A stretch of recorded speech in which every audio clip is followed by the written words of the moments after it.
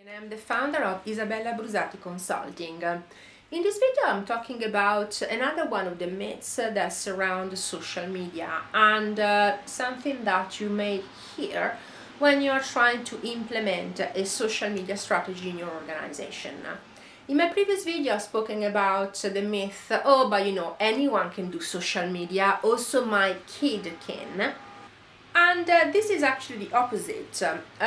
This is especially people that are not very familiar with the use of social media, and they are like, oh my god, but social media, it's very complicated. And on one side it's not true that everyone can do it, but on the other side it's not even true that it's overly complicated.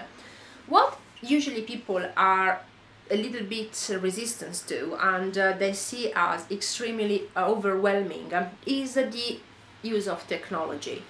For whatever reason, some people think technology equals difficult, and therefore they are immediately put aback, saying, oh, I don't want that because I don't know how to use technology.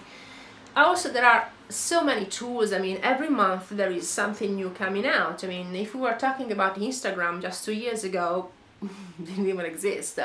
Or if you're talking about, Twitter 10 years ago, it didn't even exist. The same thing with Facebook. So there are all very recent phenomenon, and every single month, literally, there is something new popping up. Some of these ideas, are successful, and some, actually, most of them aren't.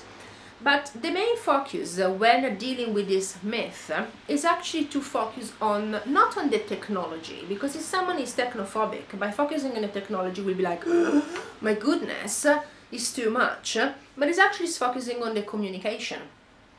It's the same thing when, the laptops or the PCs were introduced into the companies, and people like to type with, the typers.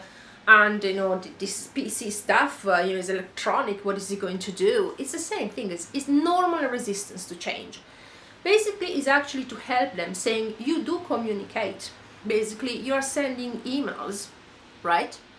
You're using the telephone, right?